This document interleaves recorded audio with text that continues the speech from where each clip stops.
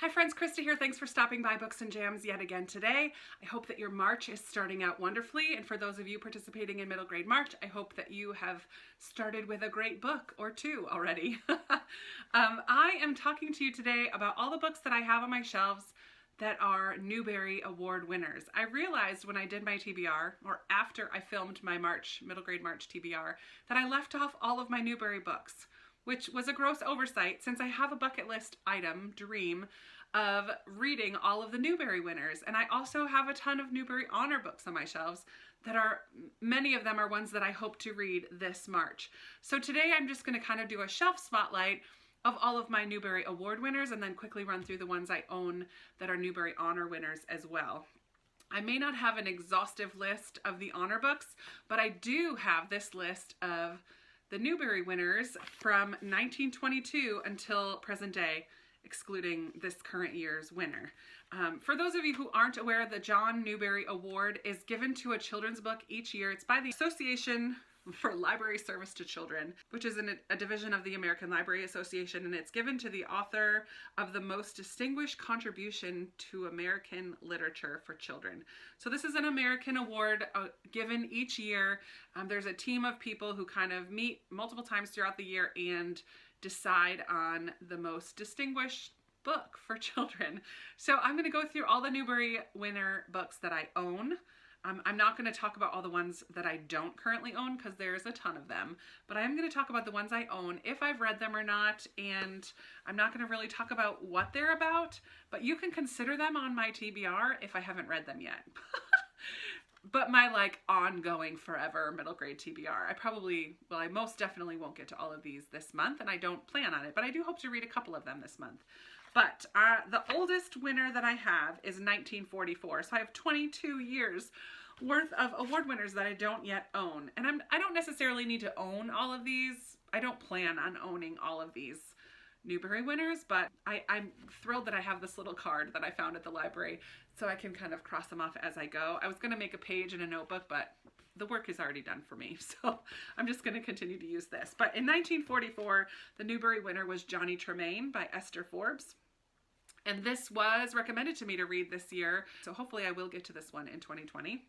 Then we skip ahead another couple decades. So in 1963, we have A Wrinkle in Time by Madeleine L'Engle, and I did read this last year or the year before when the movie came out, or just before the movie came out. I read this because I wanted to watch the movie.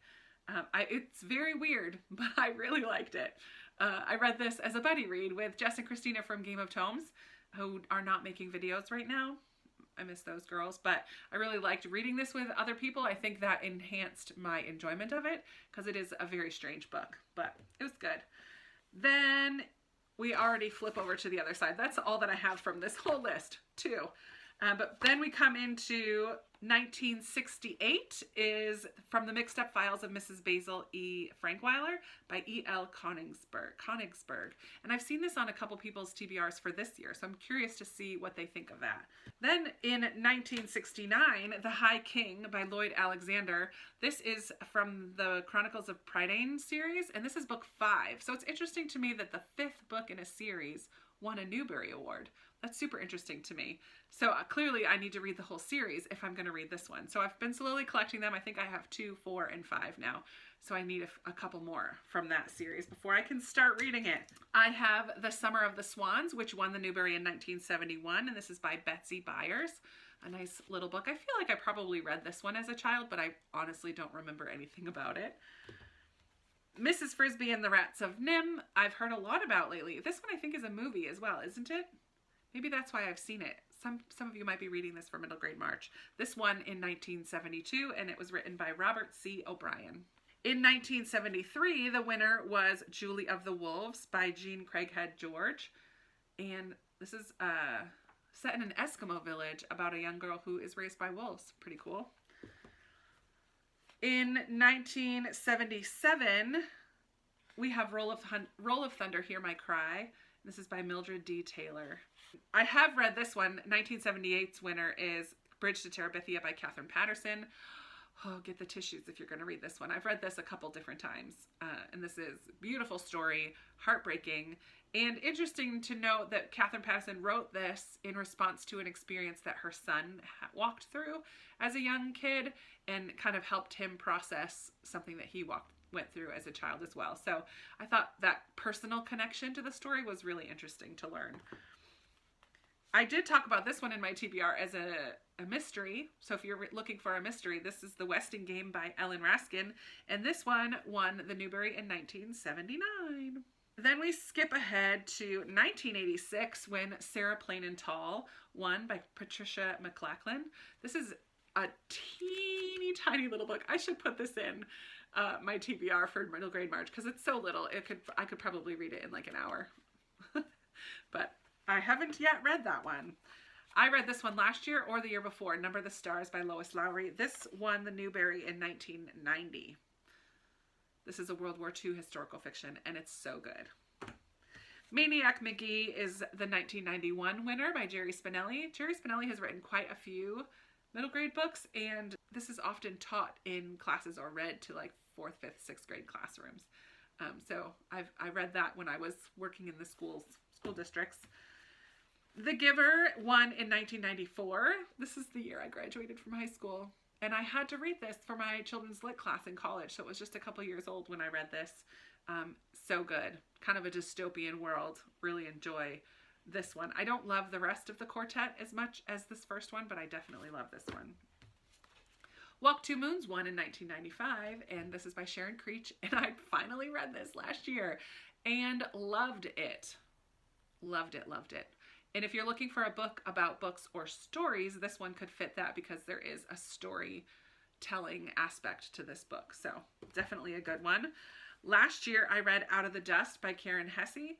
This is a book written in verse about kind of the Dust Bowl, the Depression era in America. And I really loved this book. It was one of my first books written in verse that I had ever read. And it's a quick read because of the verse, but yeah, just really, really good. Loved that. Another book that I have read is the 1999 winner, and that is Holes by Louis Sachar. This is another one that has an adaptation, and I did read this one and really enjoyed it. It's a fun kind of adventure. The 2003 winner is Crispin by Avi. The Cross of Lead is the subtitle. And Avi is definitely an author I would like to read more from. I have read one book by him about the Newsies era, like the Newsboys, and really enjoyed that one. So I definitely want to read more from Avi. He's a pretty prolific middle grade author. Another prolific middle grade author that is queen is Kate DiCamillo, and she wrote The Tale of Despereaux, which won in 2004. I thought I had read this in college as well, but it wasn't out when I was in college. So clearly there's another book about a mouse that I read. It was a read aloud in my children's lit class, but I can't remember what it was. I thought it was this one, but it's not. So hopefully that will get read this year. In 2005, the winner was Kira Kira by Cynthia Kadota. And this is about a Japanese American family. I have not read this one, but I'm very interested in it. I did read the next one, The Graveyard Book, and we jump ahead to 2009 for this winner. This is by Neil Gaiman, and this one has illustrations. So if you're interested in finding a book with illustrations, and it's a little bit of a mystery as well, kind of creepy, but a lot of fun, about a little boy who has to stay in this graveyard or else he is like hunted. So he's kind of raised by ghosts. In 2010, the winner is When You Reach Me by Rebecca Stead. I had heard mixed things about this one, but I know Hannah from Hannah Heart 6 just recommended it in the collab, so that makes me want to pick it up a little bit more. I found this at a little free library, which was a fun find. In 2011, the winner was Moon Over Manifest by Claire Vanderpool. I have a couple of Claire Vanderpool books on my shelves, but I haven't read any of them yet. But I did read 2013's winner, The One and Only Ivan by Catherine Applegate, and I love it. This is going to have a movie coming out later this year, and it has been recommended a bunch of times already by myself and other people for Middle Grade March. I've seen it on lots of TBRs. I'm very excited for people to read this book because it's fabulous. I'm hoping to get to Flora and Ulysses, which is the 2014 winner by Kate DiCamillo, seeing her name again here. This one also has a lot of illustrations in it, and I have heard some mixed things about this one. People were not quite sure why this won the Newbery, so I'm interested to read this one and find out if I think it was a deserved win or not. I mean, who am I to say, but I'm interested to see what I think. Our group pick in 2018, the first year of Middle Grade March, was the 2017 Newbery winner, The Girl Who Drank the Moon. This was a well-deserved Newbery win. This is by Kelly Barnhill, and if you have not yet read this book, I highly recommend it. It is a fantasy, but it's a very accessible fantasy. It's about a lot of things. There's so many deep themes that as adults we can glean from this book, but it also just has this lovely story about this young girl who's raised by a witch because her village put her out in the woods to die, and the witch, in taking her to another village, accidentally feeds her moonlight instead of starlight, and it magics this little girl, and so the witch tries to protect her. And this is definitely a fun book to read that was also very tender and heartwarming as well. I loved it. I loved it.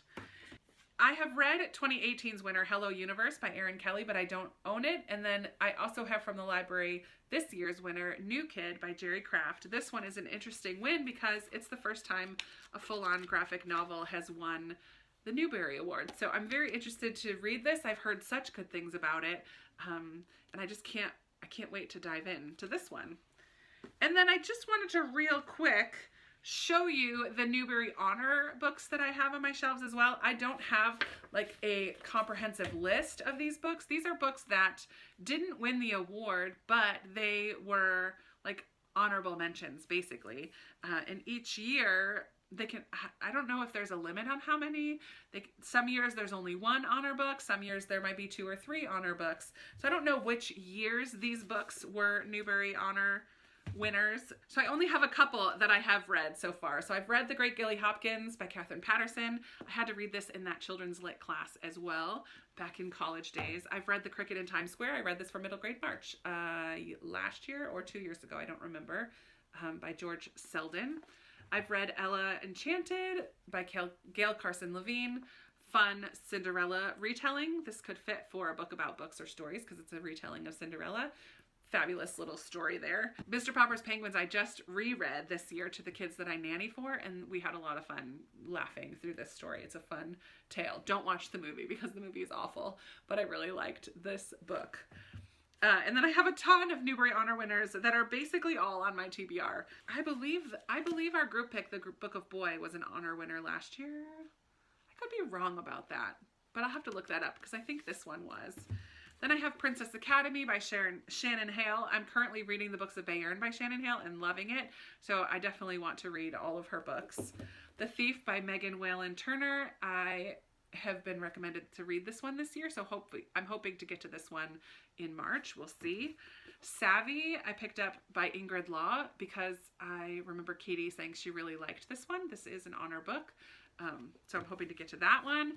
The Evolution of Calpurnia Tate by Jacqueline Kelly is an honor book that I own, and I love the cover. This is totally a cover buy, and because it's an honor book, but that cover is gorgeous.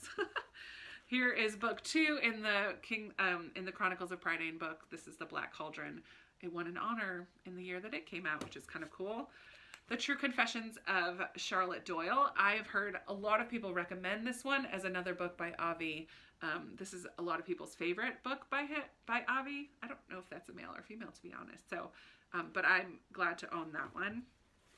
This is definitely on my TBR for this month because I think it's been on my TBR for every March since we started Middle Grade March. This is Where the Mountain Meets the Moon by Grace Lynn. I've just heard so much praise for this one, but actually I've heard a lot of praise for this, but I feel like it also has kind of flown under the radar and is not one that is talked about that much. So I'm hoping I love it. If I love it, you'll be sure to know to pick this one up. But librarians have been the one to recommend this to me the most, and so I'm really excited to see what I think about it. The Wednesday Wars I saw all over Instagram this year, and it's by Gary D. Schmidt, and I'm very excited to read this one. It's one of those ones that kind of has a silly cover, but it takes place during the Vietnam War, and I think it's going to deal with some pretty deep issues. But the cover of it makes it feel like it's just going to be like kids in school and messing around in a middle school book. But I'm really looking forward to seeing what this one is all about. And then another Kate DiCamillo, Because of Winn-Dixie. She's queen. She's fantastic. Now that I think about it, you have seen some on my TBR, because the Kate DiCamillo books were definitely on my TBR. But I also, and I think Where the Mountain Meets the Moon also made it to my TBR. But I have so many books that I want to read in March. But I'm very excited. I'm very excited that this month is here, and I have a couple other non-middle grade books that I have to read, but I am going to be focusing almost completely on middle grade books. And hopefully a lot of these you'll see in wrap-ups throughout the month, because I really want to get to them. But I hope that you enjoyed this little spotlight of Newbery Winners and Newbery Honor books that are on my shelves. I would love to hear have you ever thought about trying to read all the Newbery Winner books? Do you have any Newbery Winners that were your favorites along the way? Is this something that you've never really thought about before? Let's chat about these books, about anything else. You guys know I love chatting with you down in the comments. Give this video a big thumbs up if you liked it. Subscribe if you haven't already. Hit that little bell so you know when a new video is coming out from me, and I will be talking to you very soon in another video. Bye, happy reading!